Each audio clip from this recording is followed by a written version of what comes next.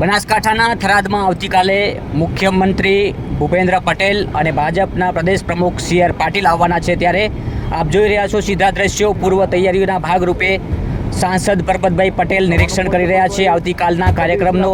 અને આપ જે દ્રશ્યો જોઈ રહ્યા છો સીધા થરાદથી આ દ્રશ્ય છે બનાસકાંઠાના થરાદ ખાતે, જ્યારે આવતીકાલે મુખ્યમંત્રી ભૂપેન્દ્ર પટેલ અને સી.આર. પાટીલ આવવાના છે, ત્યારે નરેન્દ્ર મોદીના 9 વર્ષ પૂર્ણ થયા એના ભાગરૂપેનો આ કાર્યક્રમ છે. નમસ્કાર મિત્રો, હું પહોંચ્યો છું થરાદમાં, જ્યાં આવતીકાલે ગુજરાતના મુખ્યમંત્રી અને પ્રદેશ ભાજપના પ્રમુખ સી.આર. પાટીલ અહીંયા ઉપસ્થિત થવાના છે. આપ જોઈ રહ્યા છો અહીંયા દ્રશ્યો. પૂર્વ તૈયારીના ભાગરૂપે અહીંયા બનાસકાંઠા જિલ્લાના સાંસદ પરબતભાઈ પટેલ નિરીક્ષણ કરી રહ્યા છે, પૂર્વ તૈયારીઓ કરી રહ્યા છે. તમામ તૈયારીઓના આખરી ઓપ અત્યારે અપાઈ રહ્યો છે. આવતીકાલે અહીંયા જ્યારે જે કાર્યક્રમ થવા જઈ રહ્યો છે એ કાર્યક્રમ ખાસ તો એ લક્ષી છે કે અહીંયા વડાપ્રધાન નરેન્દ્ર મોદીને 9 વર્ષ પૂર્ણ થવા જઈ રહ્યા છે, અને એના ભાગરૂપે આ ઉજવણી થઈ રહી છે. જે પ્રકારના સીધા દ્રશ્યો બતાવવાની કોશિશ કરીશ કે મારી સાથે બનાસકાંઠા જિલ્લાના સાંસદ પરબતભાઈ પટેલ જોડાયા છે, એમની સાથે સીધી વાત કરશું. સાહેબ, આવતીકાલે અહીંયા એક ભવ્ય કાર્યક્રમ છે. 9 વર્ષ નરેન્દ્ર મોદી પ્રધાનમંત્રી ઉપર જ્યારે બિરાજમાન થયા અને આજે પૂર્ણ થવા જઈ રહ્યા છે, તેની અલગ અલગ જગ્યાએ ઉજવણીઓ થઈ રહી છે. આવતીકાલે થરાદમાં અહીંયા બનાસકાંઠામાં સૌ પ્રથમવાર એની ઉજવણીના ભાગરૂપે મુખ્યમંત્રી ખુદ આવવાના છે. શું કહેશો? નમસ્કાર મિત્રો, આવતીકાલે એટલે કે 10 તારીખે સવારમાં રાજ્યના લોકલાડીના મુખ્યમંત્રી આદરણીય ભૂપેન્દ્રભાઈ પટેલ અને ગુજરાત પ્રદેશ ભાજપના આદરણીય અધ્યક્ષ સી.આર. પાટીલ સાહેબ અહીં 8 વાગે પધારવાના. દેશના લોકલાડીના પ્રધાનમંત્રી આદરણીય નરેન્દ્રભાઈ મોદીએ એમના શાસનના 9 વર્ષ પૂરા સેવા, સુશાસન અને ગરીબોના કલ્યાણના 9 વર્ષ જેમણે સમય આપ્યો છે. યુગ પરિવર્તન થયું છે.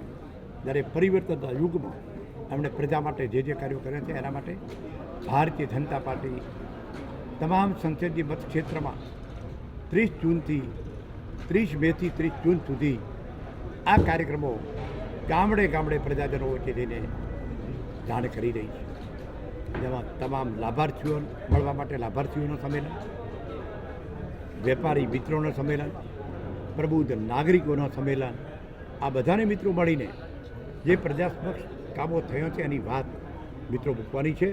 અને સમગ્ર દેશમાં અને તમામ સંસદીય મત વિસ્તારમાં એક જાહેર સભાનું પણ મિત્રો આયોજન કરવાનું છે. એના ભાગરૂપે ગુજરાત પ્રદેશમાં, ગુજરાત રાજ્યમાં પાર્ટીના માધ્યમથી સંસદીય મતક્ષેત્રમાં પ્રથમ જાહેર સભા થરાદ ખાતે મિત્રો શરૂ થઈ રહી છે. અને આ થરાદ ખાતેની પ્રથમ જાહેર સભામાં આદરણીય મુખ્યમંત્રીશ્રી અને પ્રદેશ અધ્યક્ષ આદરણીય સી.આર. પાટીલ સાહેબ બંને જણ મિત્રો જ્યારે પધારવાના. આમ તો મિત્રો ઘણા મહાનુભાવો ઘણી વાતો કરશે. મારે મિત્રો કહેવું છે કે દેશના પ્રધાનમંત્રી આદરણીય નરેન્દ્રભાઈ મોદી રાજ્યના મુખ્યમંત્રી હતા ત્યારે સર્વપ્રથમ જ્યોતિગ્રામ યોજના 24 કલાક વીજળી 3 ફેઝ રાજ્યના 18,000 ગામોમાં મળવાની વાત ન ભૂતો ન વિચાર નરેન્દ્ર મોદીના શાસન. શાળા પ્રવોત્સવ, કન્યા કેળવણી, કૃષિ મહોત્સવ, ગરીબ કલ્યાણ મેળા, પ્રજાના ભલા માટે જે મિત્રો કામ કર્યું છે, આ બધા જ કામોમાં દેશના પ્રધાનમંત્રી થયા પછી સર્વપ્રથમ આયુષ્માન યોજના, જનધન યોજના, હર ઘર કો નલ સે પાણી, ઉજ્જવલા યોજના, ગેસવાળી વાત, કિસાન સન્માન નિધિ, આ બધા જ કામો જ્યારે ગુજરાતમાં મુખ્યમંત્રી હતા ત્યારે પણ શાળા આરોગ્ય કાર્યક્રમ, માં અમૃતમ, માં વાત્સલ્ય યોજના, આ બધાના માધ્યમથી જે મિત્રો લોકોનું કામ થયું છે. અને અત્યારે દેશના પ્રધાનમંત્રી થયા પછી જે કામ થયા છે ને જે વિકાસના કામોમાં તો મિત્રો મારે કહેવું છે કે કોઈ કામ બાકી જ નથી, કોઈ કામ બાકી નથી. પણ નવો વિકાસ થશે એટલે નવા પ્રશ્નો આવે, નવી ડિમાન્ડ આવે. એના ભાગરૂપે વિકાસ તીર્થના માધ્યમથી જે 30 મેથી 30 જૂન સુધી સમગ્ર મહિનો આ ઉજવણી કરવાની છે. તમામ વિધાનસભા મતક્ષેત્રમાં સંસદના જવાનું છે, ત્યારે એના ભાગરૂપે ક્યાંય વિકાસ તીર્થના ખાતમુહૂર્ત થશે, ક્યાંય નિરીક્ષણ થશે, ક્યાંય લોકાર્પણ થશે. આ બધા કામોની જાણકારી માટે અને માહિતી માટે આ જાહેર સભામાં અહીં સમગ્ર સંસદીય ક્ષેત્રના પ્રજાજનોને મિત્રો નિમંત્રણ આપ્યું છે. મારા આગેવાનોના, ભારતીય જનતા પાર્ટીના આગેવાનો, સામાજિક અગ્રણીઓના માધ્યમથી, મારો મહિલા મોરચો હોય, યુવા મોરચો હોય, તમામ મોરચાઓ અને મારા મંડળે તમામ જગ્યાએ અને જિલ્લા ભાજપે મિત્રો તૈયારી કરી છે. હવે પણ બધાએ મિત્રો આમંત્રણ આપું છું ત્યારે સંસદીય મતક્ષેત્રના તમામ પ્રજાજનોને મારી વિનંતી છે કે સવારમાં 8 વાગ્યે માર્કેટ કમિટી થરાદ ખાતે સમયસર આ બધા પધારો. બંને મહાનુભાવો આદરણીય મુખ્યમંત્રી શ્રી અને આદરણીય CR પાટીલ સાહેબ સમયસર અહીં આપણા વચ્ચે આવવાના છે અને સમયસર જ્યારે આવવાના છે ત્યારે એમનો અહીંથી બીજો કાર્યક્રમ મુખ્યમંત્રીનો પાલનપુર છે અને આદરણીય CR પાટીલ સાહેબ અમિતભાઈ શાહ સાહેબ આવે છે એટલે સિદ્ધપુર જવાના, એટલે બધા જ સમયસર પધારો એવી આપ સર્વેને મિત્રો વિનંતી કરું છું. સંસદ સભ્ય તરીકે જનપ્રતિનિધિ તરીકે તમને નિમંત્રણ આપું છું તો વહેલા મિત્રો પધારજો. એ તૈયારીઓ બધી થઈ ચૂકી છે અને મારા મીડિયાના મિત્રોને પણ ધન્યવાદ અને અભિનંદન આપવાનો આભાર માનું કે તમારા માધ્યમથી પણ મારી વાત લોકો સુધી પહોંચે. આભાર. ભારત માતા. સાહેબ, એક વાત પૂછીશ કે ઘણા સમયથી વિકાસના તો અનેક કામો થયા છે, ખાસ કરીને આ વિસ્તાર એટલે સરહદી પંથકમાં આપણો ધાનેરા અને થરાદના વિસ્તારોમાં ધાનેરાના 97 ગામ, થરાદના એવા જેવા કે 200 જેટલા ગામોને તળાવ ભરવા માટે જે હમણાં મંજૂરી પાણીની આપી દીધી, શું કહેશો? મેં મિત્રો બધાથી કીધું કે 1411 કરોડના ખર્ચે આમ તો મિત્રો કીધું કે જે થરાદમાં સીપુથી થરાદ માજનપુરાથી સીપુ સુધીની મારી પાઇપલાઇન 635 કરોડના ખર્ચે મંજૂર થઈ, જે કામ પૂર્ણતાના આરે. ચોંગાથી દાંતીવાડાની પાઇપલાઇનનું કામ પૂરું કર્યું. કસરાથી દાંતીવાડા, ડિંડોળથી મુક્તેશ્વર, કર્માવત તળાવ, આ બધું મિત્રો નરેન્દ્રભાઈ મોદી જ્યારે મુખ્યમંત્રી હતા ત્યારે પાઇપલાઇનો 14 મંજૂર કરી હતી એ પૈકીની. પણ રાજ્યના મુખ્યમંત્રીશ્રીએ આ બધી યોજનાઓને મંજૂરી આપી અને હમણાં જ તાજેતરમાં મિત્રો થરાદ અને ધાનેરાના 200 તળાવ ભરવા માટે 1411 કરોડના ખર્ચે જે સૈદ્ધાંતિક મંજૂરી આપી છે. મુખ્યમંત્રીશ્રીની હાજરીમાં મેં અંબાજી ખાતે પણ એમનો આભાર માન્યો. સમગ્ર વિસ્તારના પ્રજાજનો માટે આ વિસ્તારના સાંસદ તરીકે એમને ખૂબ ખૂબ ધન્યવાદને અભિનંદન આપું છું. અમારા આ વિસ્તારના ધારાસભ્ય અને અધ્યક્ષ શ્રી શંકરભાઈએ પણ થરાદના 97 ગામ માટે અને અમે બધા આગેવાનો જે તે વિસ્તારના ધારાસભ્યશ્રીઓએ, જિલ્લાના આગેવાનોએ ધાનેરા અને થરાદને પાણી માટેની જે રજૂઆત કરી એના મંજૂર થઈ અને બાકીના જે ભાગો બાકી રહ્યા છે એના માટે પણ સરકારમાં અમે બધાએ નિયોજનની જે વાત છે તો નિયોજનમાં પણ આદરણીય કેસાજી અને અમે પણ જે વાત મિત્રો કરી છે એટલે સરકાર સતત લોકોના ભલા માટે, ખેડૂતોના કલ્યાણ માટે મિત્રો બધી રહી છે. સાહેબ, મહત્વની વાત છે 2024ની ચૂંટણી નજીક આવી રહી છે, એની પહેલાં બનાસકાંઠામાં એક ભવ્ય કાર્યક્રમ.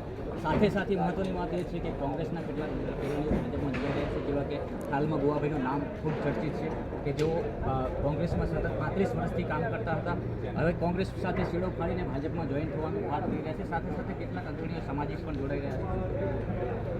મિત્રો, ભારતીય જનતા પાર્ટી નરેન્દ્ર મોદીને જેપી નડ્ડામાં જે સમગ્ર પ્રજાજનોને વિશ્વાસ, આપણે બધા જાણીએ છીએ કે મિત્રો આખી કોંગ્રેસ પાર્ટી રહી જ નથી.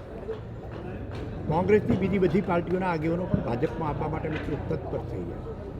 તો ભારતીય જનતા પાર્ટી એવી પાર્ટી છે કે જે પોતાના અમારા સિદ્ધાંતોમાં જે માને એના માટે મિત્રો અમે કોઈને ના પાડતા નથી. જે સિદ્ધાંતોને અપનાવે અત્યાર સુધી ગમે તેવું, પણ એના માટે કરીને મેં પણ કાલે છાપામાં વાંચ્યું છે કે ગોવાભાઈએ કીધું કે મારે ભારતીય જનતા પાર્ટીમાં જોડાવાનું નક્કી છે અને હું દિશામાં જોડાઈશ. આવું કાલના છાપામાં મેં જોડાયું છે એટલે ત્યાં સંમેલન કરીને જોડાયું. પણ જે હોય મિત્રો તમામ જગ્યાએ મોટા ભાગના પ્રજાજનો મારે તો તમને બધાને કહેવું છે કે કોંગ્રેસમાં કોઈ રહેવા માગતું નથી. આ વખતે જુઓ તો ખરા, વિધાનસભાની ચૂંટણીમાં 182માંથી માત્ર 17 બેઠક કોંગ્રેસને મળી છે અને 156 ભાજપને મળી છે. એટલે મિત્રો એમ થયું કે અહીં ક્યાંય રહેવા જેવું નથી ને આપણે એમના વિવાદો જુઓ. સત્તા નથી છતાં મિત્રો કોઈ નિર્ણય શક્તિ કરી શકતા નથી અને એટલા માટે ભાજપની નિર્ણય શક્તિ, મક્કમ નેતૃત્વ અને સમગ્ર વિશ્વમાં નરેન્દ્ર મોદીનો જ્યારે ડંકો વાગે છે કે ભારત વિશ્વગુરુ તરફ થવા જઈ રહ્યું છે એનો મિત્રો આ સાહેબ, ફરીવાર 26 બેઠકો કબજે કરશે ભાજપ? એમાં મિત્રો કોઈ શંકા હોય જ નહીં. 26 બેઠકો અત્યાર સુધી તો 14માં પણ કરી, 19માં પણ કરી, પણ કરવાની છે એટલે કે સામેની ડિપોઝિટ જાય એ રીતની મહેનતથી પ્રજા વિચારશે. 2024માં ફરી પરબતભાઈ રિપીટ થશે? પરબત નહીં જવાય. ભારતીય જનતા પાર્ટી જે મૂકે ભારતીય જનતા પાર્ટીનું કમળ જાય.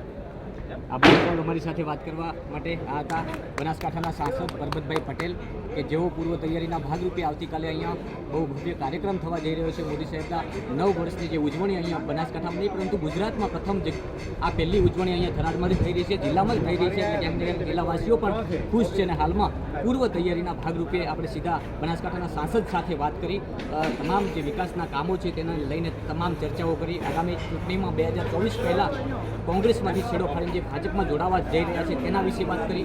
2024માં કોણ અને કેટલી સીટો આવશે તેના વિશે તમામ વાતો અત્યારે પરબતભાઈ પટેલ સાથે કરી અને આપણે હાલમાં થરાદમાં જ્યાં આવતીકાલે કાર્યક્રમ છે તેમાં તમામ જિલ્લાવાસીઓને બનાસકાંઠા જિલ્લાના સાંસદ તરીકે આમંત્રણ પણ આપ્યું છે.